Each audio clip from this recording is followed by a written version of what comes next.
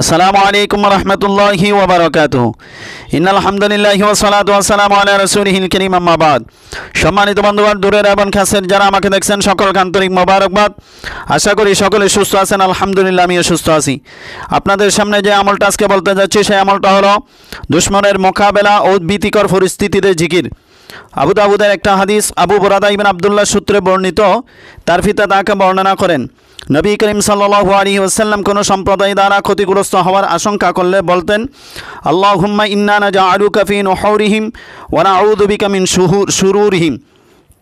এই দোয়াটা সবসময় তিনি আমল করতেন। আমার নবী যদি কোনো অবস্থায় বুঝতে পারে ক্ষতিগ্রস্ত হওয়ার, অর্থাৎ অন্য কোনো সম্প্রদায় দ্বারা, বাতিল দ্বারা, ইহুদি দ্বারা, খ্রিস্টান দ্বারা ক্ষতিগ্রস্ত হওয়ার আশঙ্কা করতেন, তিনি এই দোয়াটা আমল করতেন। তাহলে এই দোয়া দ্বারা আমাদের শিক্ষা হলো, আমরা বুঝতে পারলাম যদি কোনো শত্রু আমাদের মোকাবেলা করতে চায়, কোনো শত্রু দ্বারা ক্ষতিগ্রস্ত হওয়ার আশঙ্কা আমরা করি, অথবা ভীতিকর পরিস্থিতিতে আমরা পড়ে যাই, ইনশাআল্লাহ এই দোয়াটা যদি পড়েন, আমল করেন, এই আমলের মাধ্যমে, দোয়ার মাধ্যমে আল্লাহ আপনার ভীতিকর পরিস্থিতি থেকে হেফাজত করবেন। দুশমন থেকে, দুশমনের ক্ষতিগ্রস্ত হওয়ার আশঙ্কা থেকে আল্লাহ আপনাকে মুক্ত করবেন ইনশাআল্লাহ। আসসালামু আলাইকুম রহমতুল্লাহি ওয়া বারাকাতুহু।